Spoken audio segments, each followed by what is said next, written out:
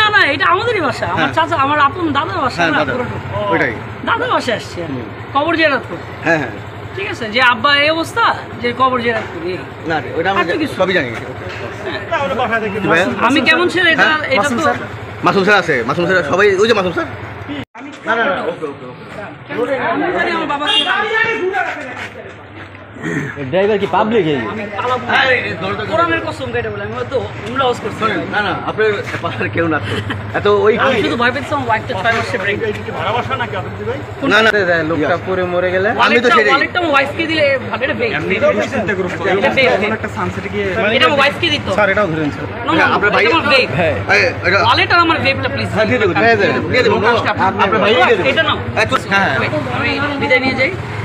না ও স্যার ডাগান গাই ডাগান স্যার একটু হ্যারে ধরে আপনি তো বুঝেন এগুলো। আমি ডিবিতে যাচ্ছি না, আমরা কোথায় যাচ্ছি? ডিবিতে বলেন